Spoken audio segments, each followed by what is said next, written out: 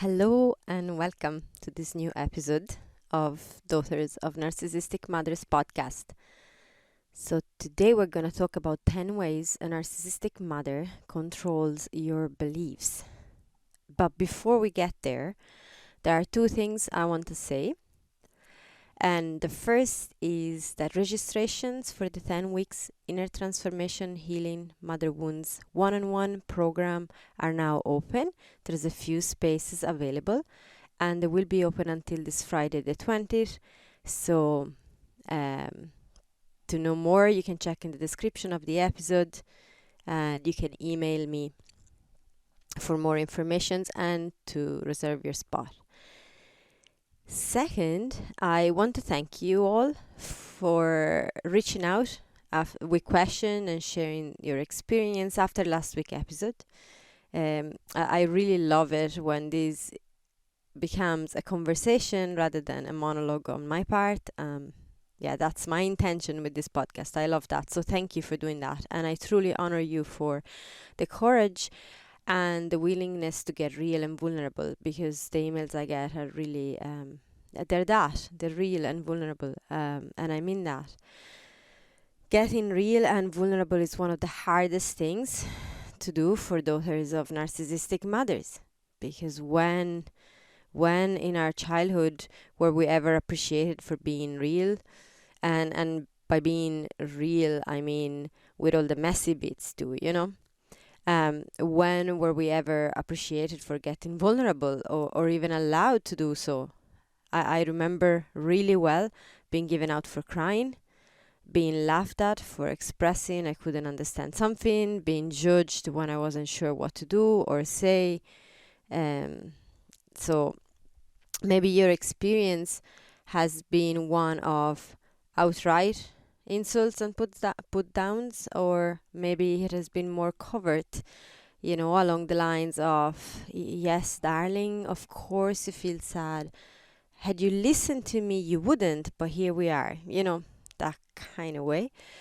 But whichever is the case, the result is the same. Getting real and vulnerable can feel scary and almost impossible. It has that feeling of you might as well be standing at the edge of a cliff and being told to jump, and also that it's totally safe to jump, and you're like, really? that has not been my experience so far in life. And I know the feeling. I really do. Actually, each time I sit down to record a podcast episode, those feelings come up. There is a part of me that feels edgy and wants to say, are you sure you want to do this? You could get hurt, right? You could get rejected. Actually, I'm pretty sure we're going to get hurt here. So, remember what happened to you before? Don't do it. That voice come up. And I witnessed that part. I know now how to recognize the sensations in my body. There's a tightness that can come in my throat. There's a tightness that comes in my tummy. Tension that can come in my shoulders. And I'm saying this because that is part of the practice. To start recognizing what happens within your body when that part comes in, okay? When that part that carries what we'll see are limiting beliefs, part of that are the limiting beliefs, not all of it, but we learn to recognize the sensation in our body. And also, after I witnessed that part, there is that awareness of knowing that tightness, that tension comes from a very effective protective strategy that was in place, but I don't need it now. I don't need it anymore. And so then I press recording and on we go. Here we are. And someone said to me, actually a few people said to me, oh, you make it sound so simple. It is simple and it isn't. It's simple to speak about it, okay? The basic principles of it are simple, and I mean, you can talk about it in really simple words. You can say all you have to do is love yourself, set boundaries, or connect with your inner wisdom, and realize that your mother is a narcissist and none of this is your fault, so that's pretty simple to say, but to embody it, to live it fully, to break free from the past and start living from your heart, honoring your own sacred self, that's another story. And I'm not trying to discourage you here. This is just a long introduction to get to the topic of today, so bear with me. This is actually all aimed to truly empower you. Going through this very process and understanding the workings of it has been one of the most empowering steps on my journey. So that's why I'm sharing it with you. And also I want to add, I'm not trying to make myself sound so great and awesome because I got there. Well, I am awesome, but so are you. So are you. We all are. We have been told otherwise, but we are awesome. But there's no there to get you. I haven't gotten anywhere. I'm far from sorted in all of these workings. It is an ongoing journey, and it has ups and downs. And what I can say is that when I started, it felt super intense, and the downs were really, really low.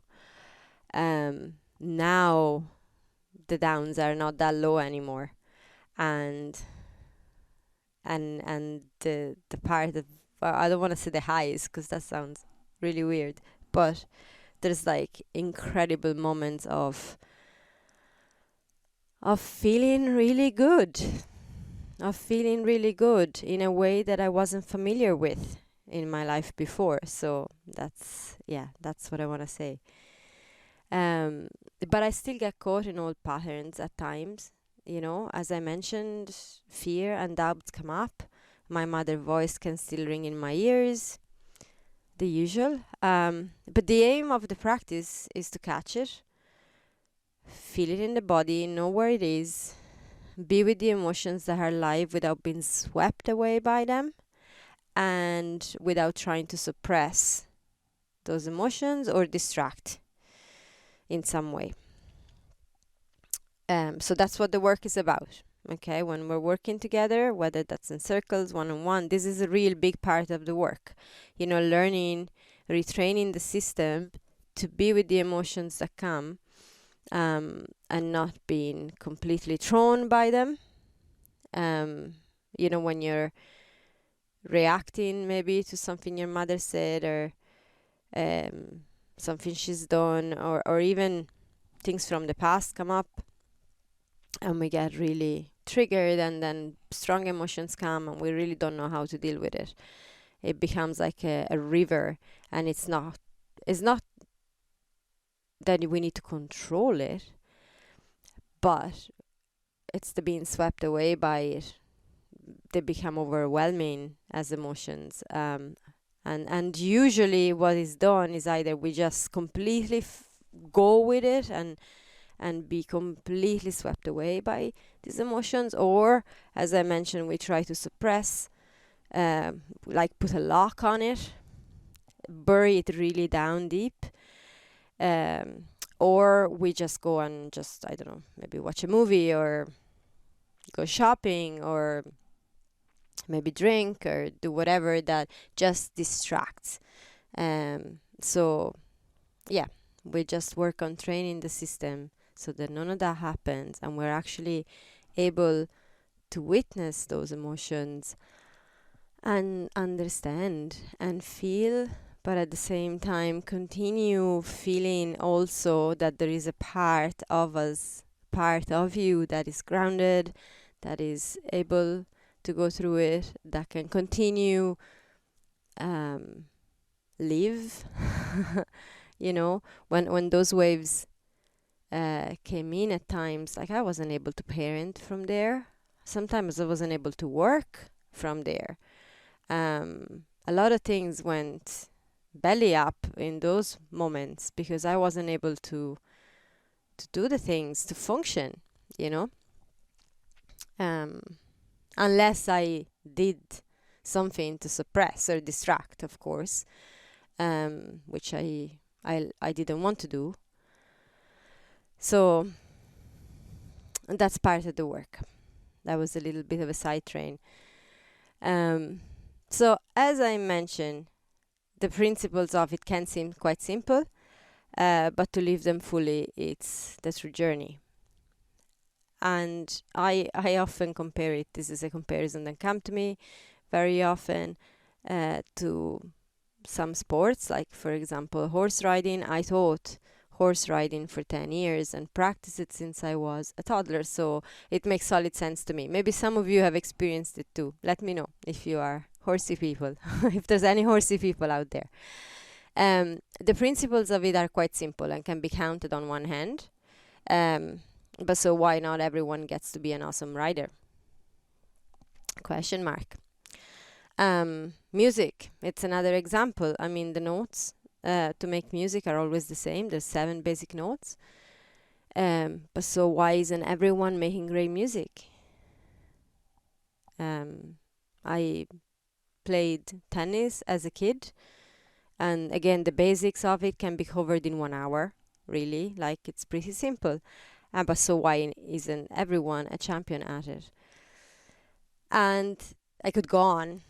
And I'm sure plenty of examples are coming to you in your mind of things that you are able to do or good at, or that you've tried and sampled.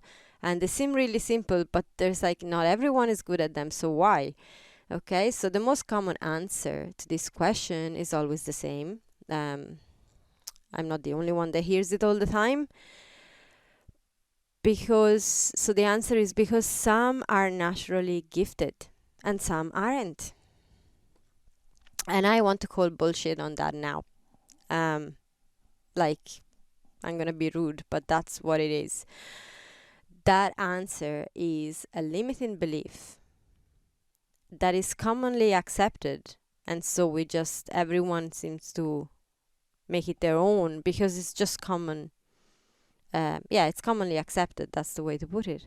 Yet if you listen to any person that made it anywhere in sports, or any artists, musicians, as we mentioned, music and so on, they will all tell you without exception that it has nothing to do with being gifted at all, and all to do with time and practice and consistency, perseverance and beliefs.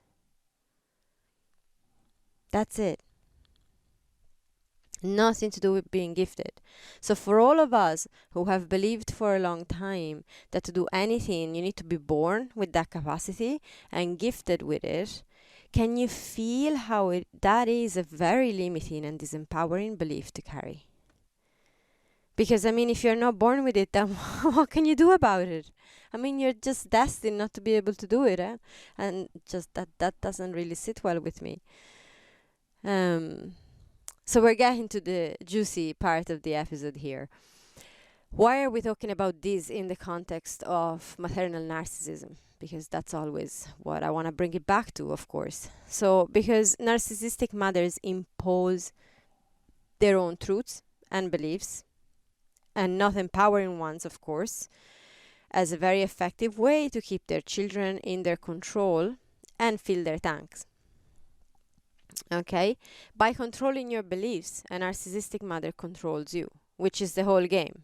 Yeah, we're always talking about that. The game of a narcissist is to control you because they need their supply of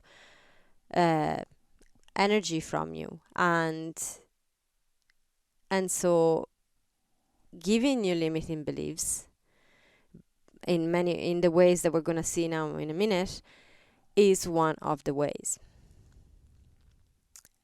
My mother didn't miss a chance to box me and define me. Oh my God, I do remember that. So I could be more manageable for her. And again, manageable means easier to control. She would use any excuse, for example, to tell me how I was or never was going to be, some way or another, such as genetics, the star sign, what she could see about me in her infinite knowledge. So all of it has been a ball chained to my ankles for the best part of my life. And I didn't even know it. I thought most of that was actually the way I was. You know, I am just born like this. And the other part was just really there were beliefs that were mine. I even would defend them. Like if someone argued and said, "Look, this just makes no sense," I'd be like, "Oh, how dare you? I mean, this is just what I believe in. Leave me be," you know.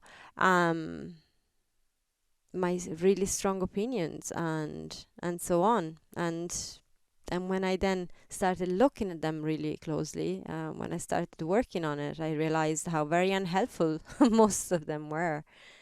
Um, so so that's why we're sharing this today. So let's go through some of the ways your mother can pass you limiting beliefs about yourself. Okay? So number 1, using commonly accepted facts for her benefit. Okay, and that can be any type of categorization, like for example the star signs, or your school grades. You know, that's like a very obvious thing that just define you, and any other categorization that you can think of, but something that is just commonly accepted by society at large. So I mean, you can't really argue with that, can you? Number 2, imposing her knowledge as an absolute truth. So there's no questioning what she knows. I'm your mother. I know what I'm talking about. Full stop. How do you argue with that? Or I might have not done this, but I know about life enough to tell you what's true. Again, full stop. You can't argue with that. You end up believing it, and then you make those beliefs your own. Then number 3, using hierarchy of power. So something like, I am your mother, you will do as I say, or I know best because I'm your mother. So putting the fact that she's the mother kind of higher in importance than your rank, and in a kind of way that is, I decide and I tell and you follow. Number 4, DNA and genetics. So sentences like, you're never going to be good at that because nobody in the family is. You haven't inherited the right genes. You are just like that other member of the family everyone thinks is useless. So comparing you to someone, and obviously underlying the faults within the comparison. And this is a really important one. I do hear a lot of that. The whole genetics, you know, I inherited this from my family line or from my mother, or I just can't do this because no one in the family was ever able to do that. It's something I hear a lot. So, and I also have had tons of that been put on me too. So I really get it if you've been caught with that. But again, it's really useful to have a nice look at it and see what limiting beliefs are within that. And are they helpful? Really, really, really helpful, you know? Not on the surface, because sometimes, because they're protective strategies as well, they can seem superficially helpful, but are they really? Okay, let's go on. So number 5, diagnoses, and the diagnoses very often go hand in hand with covert narcissism disguised as caring, which is over caring.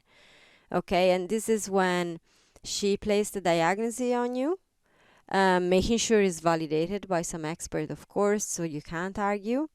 And then she reinforces it rather than truly supporting and empowering you on your journey. So that keeps you caged in your diagnosis. And I'm not even discussing whether that diagnosis is valid or not. I don't know your life or your experience. What I'm saying is that the behavior of your mother, in this case, in some cases, the behavior can be over caring, because that's just to keep the control. It gives her, the caring gives her a purpose. She doesn't care whether you're gonna be better or not. It's actually easier to tell you that you're never gonna be able to get better, because that's something is gonna be with you for life, but that gives it a purpose. Okay, and again, that's a whole other episode, but I just wanted to say that because that's something that happens very often. I see it all the time. And again, I've experienced it quite strongly, and it's very disempowering, very, very disempowering. Number 6, victimhood. Doing that will hurt me, so therefore it's wrong for you to do it. Um, and well, I mean, if you've experienced that, you know what I'm talking about. Um, I've had that, that don't go out for dinner, don't leave me alone, that's gonna hurt me, and so it's wrong. It's wrong that you always want to go out, and then you become oh, I don't really like going out, I want to stay at home all the time. Where did that belief come from? Is that really a trait of my personality, or was that just the guilt tripping that went on when I was younger? Okay, so that's just to give you an example. Number 7, gaslighting.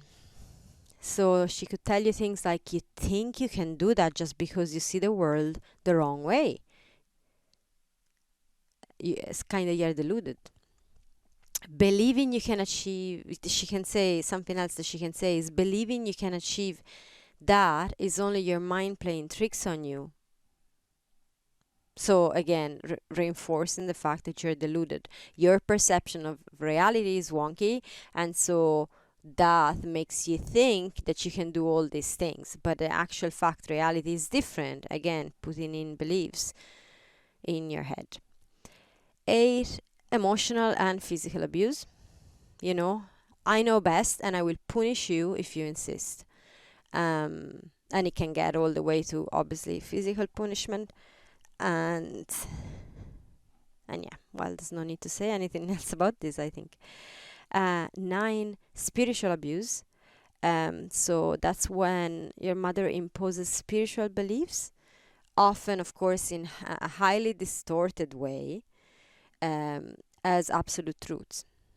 And obviously, but not obviously, but often coming with threats of punishment, whether it's from a higher power that the punishment is going to come, or whether she is a tool of the higher power and she will punish you. It's really disempowering and very, very abusive. Number 10, using other people to confirm, reinforce, and validate her points, and making sure you hear that. Okay, so like when I don't know, for example, she could go to a teacher and have a conversation with a teacher that validates all her points about you, and then she lets you know. Or, it doesn't matter, other members of the family, there's like more than one people is siding with her to tell you that things are the way she's saying they are. And again, that just passes on beliefs. You have to understand that all of this happens. You see, there's no judgment here. Why did we take on these beliefs? Were we, that easily manipulated? We were children. We were children, and what our mother said was important. And that's the guidance you're listening to. And so that's how that goes. So all of the above, and there might be more that I've missed for sure, but I just wanted to bring in the main ones. Leave you with a baggage of beliefs that are not yours and are very limiting. I was brought up being told I could never be creative because I'm a Capricorn, and Capricorns are insensitive, practical beings. So couldn't be sensitive and couldn't be creative, and this could not be farthest from the truth. I was told that I would be chronically depressed because it runs in the family, in my father's family line, and so I had no way out of that. Here you see the diagnosis, and it really suited that I was depressed, because that's really easy to keep, under her control, and also the genetics, like there's no way out of that, no matter what I do. That I would suffer in relationships just because I'm a woman. That's just a belief my mother decided it's important to give me. That I would never be good with horses because I didn't inherit the genes. She's the genius with horses, and I never could be as good. That I would never be good at maths because my mother isn't. So you see, I didn't get the good genes of the things that she can actually do, but I got the bad ones of the things that she can't do. So I couldn't possibly succeed in something that she wasn't able to do. And I can go on and on and on. And I bought that all. I mean, I believed it. I really believed it. And even when reality screamed the opposite at me, I still carried the beliefs, and aware of the fact that they weren't mine to begin with. None of that was mine to begin with. I wasn't told that I wasn't good at maths when I just wasn't. I was told that before even trying. And then the evidence along the way is collected to validate her belief, so that then you start doing the same and you don't even realize you're doing that, but you're collecting all the evidence that validates all these limiting beliefs. It's subconscious, we just do it. Graduating in high school, for example, I had the second highest result in the maths test. My mother laughed. She said I got lucky. And yeah, there was a part of me that believed that. I just got lucky. And it's like now when I look back, I know that I got that result by practicing and studying hard and spending time with people that knew it better than me back then. But still, that made no difference in the way of believing at the time. That's how rooted in these beliefs can get. Okay. So the point of all of this, why are we talking about this? Because each of these beliefs, when we start looking at that, we start realizing how that has really affected so much of our life. So much. It goes really deep. And it's like when you realize one belief, okay, we just talk about one limiting belief,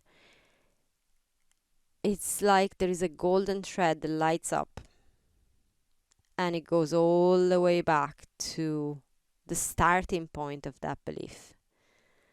And very often that's in your childhood, or it can be later as well, like teens as well. But the main work happens in the early years of your childhood. And there's like this little golden thread that goes all the way to the source of it. And when you start looking at the different sources of all the limiting beliefs, it's never you. It's never within you. It's always something that has happened that then started that. And that was my experience when I started realizing that this work and the golden threads that went back to my childhood, my mother was always involved, whether it was directly or indirectly, as in whether she was actually there or she wasn't, but it was still coming from her what was happening. That's where all those limiting beliefs started. And that kind of tells you they're not yours. They're not yours. They have been put there. Okay? And also another really important thing is that with time, practice, and the right guidance, you can achieve anything you want to. So whatever it is that you've been told up until now, that you've been made believe really strongly up until now about all the things that you're not able to do, time, practice, and the right guidance. That's the formula. That's what makes it simple. That's why we say, oh, well, it's simple. It is, because all you need is time, practice, and the right guidance. So it is simple. Then again, when you just go to do it, it just, you need to do it. It doesn't just happen. But those are the three things you need. No matter what limiting beliefs you grew up with, you can go beyond them and do anything you set your mind to. And I am never going to tire of saying that. Even learning to get real and be vulnerable. When it wasn't safe in your life growing up, when you believed so strongly, there is a belief inside yourself. I know there was in me that if I got vulnerable, I was going to get hurt. And that was like an equation. Getting vulnerable equals getting hurt. Full stop. There's like a law of the world that you cannot escape or avoid, and that's not true. That's not true. Um, there's so many different variables to that. I mean, yeah, the environment you're in, the people you choose to get vulnerable with, and you don't need to do it like kamikaze style and go from 0 to 100 all in one go and stuff like that. But you can get real and vulnerable. And actually, when you do that, magic happens within the right environment, of course. And so, how do we do that? We retrain the system, by retraining your system, by understanding and becoming aware that these beliefs where these beliefs actually come from. The golden threads all the way to the source. Some were directly imposed, as in your mother properly told you that is the truth, this is what you're meant to believe in, and you're going to, that's it. Or some developed as a protective layer, like the belief if I get vulnerable, I get hurt. That is a protective mechanism. And they all have a location within your body, within your system, and when you follow those limiting beliefs, your body gives you a response. Okay? There can be a tension, there can be maybe a shortness of breath, there can be aches, there can be fatigue, sudden dizziness is one as well, lack of sleep, a general lack of true relaxation, being able to truly relax, and so on. So there's like that varies for every person, and it also varies in the situations, but just to give you some examples. So learning to recognize these signs is part of the process. So from this point, you can then learn to be with the sensations that are present without attaching a story to them. And so that allows the healing to happen. And I'm trying to put it in words to describe something that is really only making sense when you get to experience it really. But that's just the best way I can put it into words. So with the right guidance, you can do a few things. You can explore your inner world, like the sensations that are live in your body at key moments. And the more you become aware of that, the more you explore it within the container of someone guiding you in the process, the more then you can learn to bring it into your everyday life. And then you start doing it at key moments in your life. And that makes a big difference. You learn to recognize what beliefs are yours and what aren't. And I know I mentioned the golden thread all the way to the source. It's not necessary for the healing to always understand or remember clearly the moment when certain things went that way or another, when you started believing something. It has been my experience that most times that just actually happens because you do carry those memories within you. They're just locked. But it doesn't have to be. You can change your beliefs even without getting all the way there. So if you're like, oh, but I can't remember, I have been trying really hard to get to the source of that and I can't seem to find it, that's okay too. It's not necessary. Then you open up to give space for yourself to emerge. And this is where knowing how to set boundaries is very key. So I know I mention it all the time, but the episode on setting boundaries, that's really important. Because you need to give space to yourself, and this needs boundaries. And sometimes, as we said in the episode last week, the one on no contact, that might take that. It might take going all the way to no contact to get that space that you need. I needed that. I still need that. I really need that space. So that's, again, very personal to you and your journey. You embrace and receive your new self with beliefs that feel more resonant with your heart. So once you've explored your inner world, You've learned to recognize what beliefs are yours and what aren't. You're beginning to open up for yourself to emerge. You start setting those boundaries that are needed. Then you start receiving that new self. And beliefs that make more sense to you are coming to you. But they have a deeper frequency, they a higher frequency, and they really resonate with your heart. Like there's an entire sense of aliveness that comes in, that is not a surface level, is not like a skin level, it's like way deeper inside. And you start going, yeah, that's it. There's that feeling of that's it that comes in. And that also comes in tandem with letting go of what doesn't serve. And it's not necessary to let go first to receive the new beliefs. Sometimes actually the opposite happens. You embrace, you get this new really juicy that's it kind of feeling, and that just, the other one just crumbles away very naturally after that.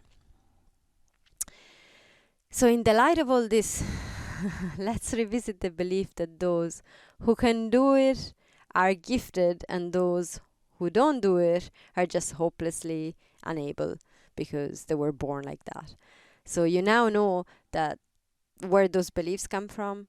That's just, one is empowering, one isn't. Okay, believing that you need to be born a certain way to be able to do things or achieve anything in life. It's just not empowering, as well as it's not empowering to believe that you were born a certain way and that means you're doomed. Like in my case, I was born insensitive and practical and chronically depressed and unable to do mathematics. Really, that's not true. Um, uh, and also there is to add that society as it stands now often reinforces those beliefs. So we have that little thing as well going on, that society doesn't really help you much out of certain beliefs. So it's really important to remember that as well, that if society at large believes something, that does not make it automatically true. And then again, aren't we all more manageable that way, if we just believe that whatever society imposes is true? Just gonna put that there. So you now know that it all comes down to willingness to practice, willingness to get messy, to get real, to make mistakes, so-called mistakes, because they're not, but to make mistakes and try again, and again and again. Seek the right support, that's important. To ask questions, even when it feels uncomfortable. So again, keep sending those emails, keep asking questions. That's important. That is a step for you, not for me, for you. It all comes down to choice, ultimately. Okay? And that is where it gets really empowering, because it comes down to choice. It has nothing to do with genetics. It has nothing to do with anything else. Nothing. It has nothing to do with anything that is external to us. Okay? There are extreme examples out there. Viktor Frankl was in concentration camps and he chose beliefs. It came down to choice, and he could see the beauty around him, even in such a situation. So it always is what you choose inside, and it has nothing to do with external circumstances. So it's my choice for me, it's your choice for you, which makes it all much more empowering. Can you feel that? Can you feel the difference with, you were just born like that? I mean, there's nothing you can do about it, and it's your choice. There's a massive difference. So you get to choose what to do with your time. You get to choose where to seek support and what for. You get to choose to be vulnerable and reach out within the right container for you, of course. You get to choose which beliefs resonate with you and which don't. based on what feels empowering and what doesn't. You get to choose that. You get to choose to get real and messy, to break the cycle of pain you've been caught in. And you get to choose when and how to open the door of the cage that was built around you, because you now know you are the one holding the keys. Because you are. When it's your choice, then the keys are not in the hands of anyone else anymore.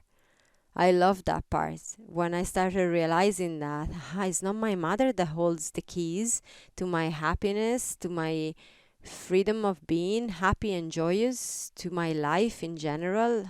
No, I have them. Because I can choose to set boundaries. I can choose to retrain my system. I can choose to do all the work I need to do.